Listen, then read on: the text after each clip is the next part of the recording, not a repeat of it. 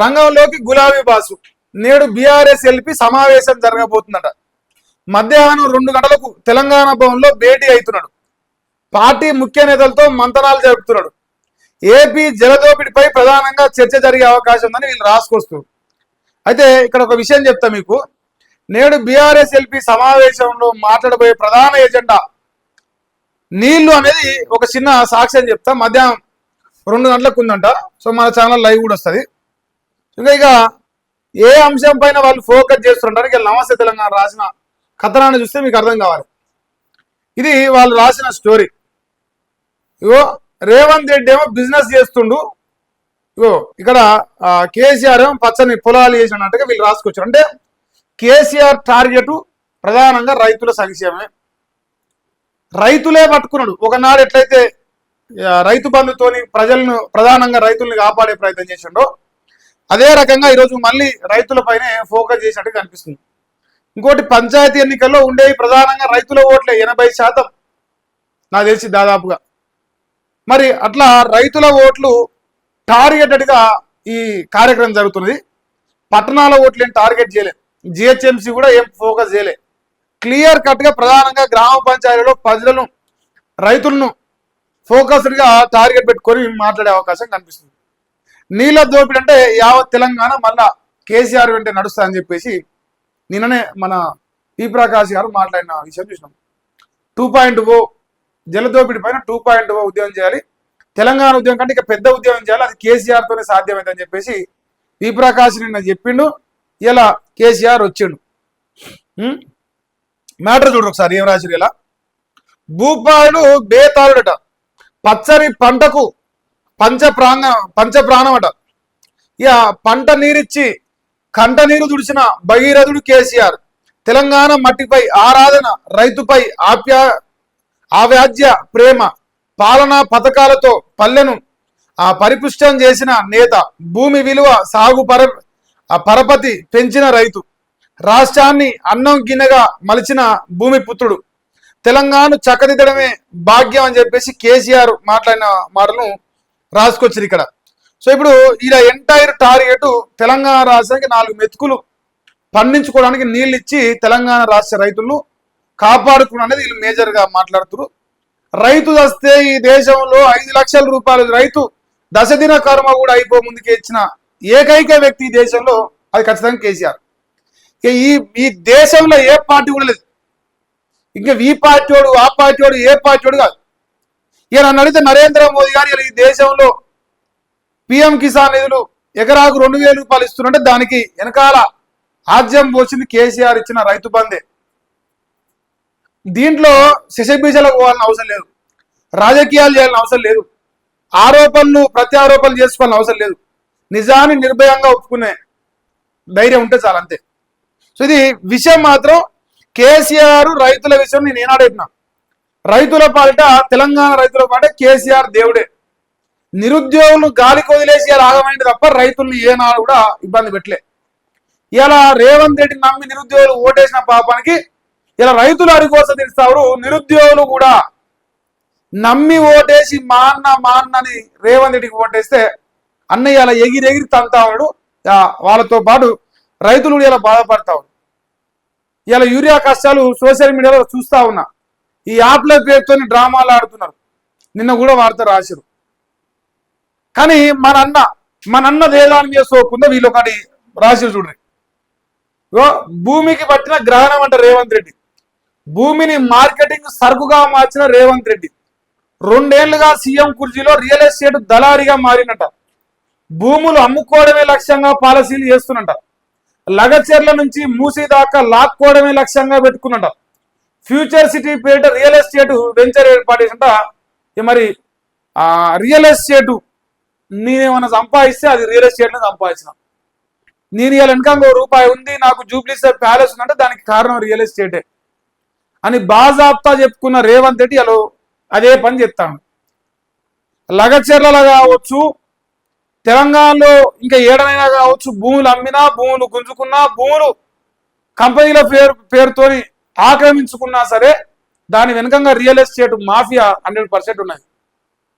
రేవంత్ రెడ్డి ముఖ్యమంత్రి అయినాక 50 రూపాయలు ఎస్ఎఫ్టీ నుంచి 250 రూపాయలు 300 రూపాయలు ఎస్ఎఫ్టీ ఇప్పుడు కూడా బిల్డర్ల దగ్గర వసూలు చేస్తా ఉన్నాడు. అది జగమెరిగిన సత్యం. ఫ్యూచర్ సిటీ పేరుతోనే అక్కడ డేరా సిటీ ఏర్పాటు చేసి రియల్ ఎస్టేట్ కంపెనీలను అక్కడ మలిచేసి వాళ్ళ కాడ కమిషన్లా ఫ్లాట్లా డీలింగా ఏదైనా సరే ఈ తెలంగాణలో ప్రతి రియల్ ఎస్టేట్ కంపెనీతో పెట్టుబడులు పెట్టిస్తాడు. ఇది రేవంత్ రెడ్డి రియల్ ఎస్టేట్ కింగ్గా మారిండు, రియల్ ఎస్టేట్ ఏజెంట్గా మారని దళారి, రియల్ ఎస్టేట్ దళారి వాళ్ళు వాడిన పదం ఎగ్జాక్ట్ చెప్పాలంటే. భూములు అమ్మడం, అప్పులు తేవడం, రూపాయి కూడా అందులోకి వెళ్ళి భూములు అమ్మినా, అప్పులు తెచ్చినా, ట్యాక్సులు వసూలు చేసినా, ప్రజలు పిండి పిప్పి చేసిన అందులోకి వెళ్ళి 10 పైసలు కూడా ఈ రాష్ట్ర ప్రజలు ఖర్చు పెట్టడు. అవి ఎక్కడ పోతాయో తెలియదు, ఏమవుతాయో తెలియదు, కానీ పైసలు అయిపోతాయి. ఇది రేవంత్ రెడ్డి సాధిస్తున్న ఘనత. మరి వాళ్ళు అదే అంశాన్ని లేవనెత్తా ఉన్నారు. ఇగో రియల్టీ రాళ్ళట, లోభ పాపాస్య కారణం అని పురాణాల్లో అన్నట్టు డబ్బు ఆశతో పేటరేగిపోతున్నట. ఇక తెలంగాణ అంటే బిజినెస్ అంట రేవంత్ రెడ్డి. ఆ రేవంత్ రెడ్డి అనంగానే గుర్తుకు వచ్చేది రియల్ ఎస్టేట్. ఆ రియల్ ఎస్టేట్ ఫ్యామిలీ నుంచి వచ్చినోడిని నేను. ఔటర్ రింగ్ రోడ్ వేయక ముందే కోకాపేటలో గేటెడ్ కమ్యూనిటీ కట్టినోడిని నేను. రియల్ ఎస్టేట్ ఏ విధంగా డెవలప్ చేయాలని నాకున్న యుఎస్పి వల్లనే రాజకీయాలల్లో నేను అంతో ఇంతో మనుగడ సాధిస్తున్నా. రియల్ ఎస్టేట్ అనేది ఒక సెంటిమెంటు. ఆ సెంటిమెంట్ మీరు ఎంత పాజిటివ్గా ముందుకు తీసుకోకపోతే అంత ప్రయోజనం ఉంటుంది. తెలంగాణ అంటేనే బిజినెస్. ఎవరైనా రావచ్చు, పెట్టుబడులు పెట్టవచ్చు, పెట్టుబడులకు అనుమతులతో పాటు లాభాలు ఇప్పించే బాధ్యత నాది. ఇది as it is Revanth Reddy గత కొన్ని రోజుల క్రితం మాట్లాడిన వాక్యాలు. నేను సంపాదించిందే రియల్ ఎస్టేట్లో, నేను రాజకీయం చేసిందే రియల్ ఎస్టేట్లో, నేను ఔటర్ రింగ్ రోడ్ రాకముందుకే కోకాపేటలో వెంచర్లు వేసిన. ఇది ఆయన అంతా సొంత గొంతుతో మాట్లాడిన మాటలు. ఇలా కేసీఆర్ నమస్తే తెలంగాణ ఇంకోటో కాదు, రేవంత్ రెడ్డి తన పేటెంట్ తనే ఒప్పుకున్నాడు. ఈరోజు ఏదో పెద్ద కలరింగ్ ఇచ్చి నేను దయాహృదయని, దానవీర సూరకర్ణి, నేను మంచోని అని నమ్మిస్తూ ప్రజలను మోసం చేస్తూ తెలంగాణ నీళ్లు ఆందోళనకు దోషిపెట్టే ప్రతి ఒక్క బృహత్తరమైన కార్యక్రమానికి కమ్మ అంటే అమ్మతోని సమానం అన్న రోజు అయిపోయింది ఈ తెలంగాణ బతుకు. పచ్చరంగు పార్టీ మీటింగ్ పోయి కమ్మ అంటే అమ్మతోని సమానం అన్నప్పుడే తెలంగాణ అమ్మేస్తానికి సిద్ధమైందని మనం అర్థం చేసుకోవాలి. సో ఆ రోజు మనం గ్రహించుకోలేకపోయినాం. ఇప్పటికైనా గ్రహించుకునే ప్రయత్నం చేయాలి. ఇక్కడ ఒక టైటిల్ పెట్టుకుంటా, జల దోపిడీపై జంగు సైరను, సాగునీటి కోసం బీఆర్ఎస్ పోరుబాట. కేసీఆర్ అధ్యక్షతన నేడు తెలంగాణ భవన్లో సమావేశం. హాజరు కానున్న పార్టీ ఎంపీలు, ఎమ్మెల్యేలు, ఎమ్మెల్సీలు, రాష్ట్ర నేతలు. ఏపీ జలదోపిడి, నదీ జలాల పరిరక్షణపై ఉద్యమ కార్యాచరణ ఉండబోతుంది. టార్గెట్ జలదోపిడి పైనే వీళ్ళు ఓపెన్ గా రాసేసి ఇక్కడ ఓన్లీ నీళ్ల పైన ఫోకస్ ఉండబోతుంది. ఇక సోషల్ మీడియాలో కేసీఆర్ వీడియోలు వచ్చిన మరుక్షణమే రేవంత్ రెడ్డి వీడియోలు వస్తాయి. ఆన్ ది స్పాట్ కాసుకొని కూర్చుడియాల. ఇక వేరే పనులు ఏం పెట్టుకోడు అన్న తెలిసిన సంగతిగా. భూత పురాణం ఒకటే పెట్టుకున్నాడు. చూద్దాం మరి ఏమవుతుందో. ఇగో కేసీఆర్ది నమ్మకం, రేవంత్ రెడ్డి అమ్మకం అంట. ఒకరిది మట్టి బంధం, మరొకరిది వట్టి బేరం అంట. KCR irrigation project, Revanth real estate venture అంట. శ్రవణ కుమారుడి కావడి ఒకరు, మారు బేరగాడి తక్కడ మరొకరట. ఇప్పుడు ఆ కళ చెదిరింది, మోసకారి మరలతో ఓటు చేజారింది, మాయదారి పాలనలో తెలంగాణ కథ మారింది. ఇంతలో ఎంత మార్పు వచ్చిందని చెప్పేసి నమస్తే తెలంగాణ ప్రత్యేక కథనాన్ని రాసిందట. ఇగో మరి ఇలా entire paper, full paper, morning news లో వచ్చిన మనకు ఈ దినపత్రికలో full paper, only single news. KCR Telangana రాష్ట్రంలో రేవంత్ రెడ్డి ముఖ్యమంత్రి కాబట్టి తెలంగాణ నీళ్లు ఆందోళనకు దోషిపెడుతున్న అంశం పైనే వాళ్ళ టార్గెట్. అందుకే వచ్చిండు ఈ అన్న అంటాడు కదా, ప్రజలు శిక్షించు, దేవుడు శిక్షించాలని. దేవుడు మరి శిక్షించినట్టుంది, మరి అందుకే నీ దగ్గరికే వస్తాడు. వాని కథ ఏందో, వాని సకలనం ఏదో మొత్తం తెలుసుకో కేసీఆర్ అని చెప్పేసి మరి దేవుడే పంపించిండని ఒక డౌట్ వస్తుంది. కానీ నువ్వు కోరుతా అన్నావు కదా, ఇక రా రా రా అంటే నీ బాధ నీ ఎందుకు అన్నారు రా బాబు అని చెప్పేసి మరి నీ కోరిక నెరవేరుతా ఇట్లా ఏమైనా వచ్చిందా మాకు తెలియదా? ఇక మీరు డిసైడ్ చేసుకోరు, మాకేం సంబంధం. మీకు కొని మీరు కోసుకుని మాకేమైనా సంబంధమా? ఇంకేం కూడా అదే రాసిండు. కాంగ్రెస్ పాలనపై ప్రజల్లోకి రైతు కష్టాలపై చర్చించనున్న కేసీఆర్, ప్రజా పోరాటాలపై ప్రత్యేక కార్యాచరణ చేయబోతున్నాడు. బహిరంగ సభలు పెట్టే ఛాన్స్ ఉన్నది. పార్టీ కేడర్కు ఈ భేటీలో దిశానిర్దేశం చేయబోతాడు. ఇది ఒక బొమ్మ వేసి వార్త రాసింది. ఇప్పుడు ఈ వార్త ఈ పేపర్ల ఒక్క పేపర్లో రాదు. అదే రేవంత్ రెడ్డి ఏమి చేసినా ఏమంటారుగా దీనికి అయినా సరే వార్త వస్తుంది. ఆయన నేను చెప్పిన కదా, ఇగో మన ఆంధ్రజ్యోతి రాధాకృష్ణ ఇలా అంతులేని మునగాడైపోయాడు. ఎందుకు రాసిండో నేను చెప్తా.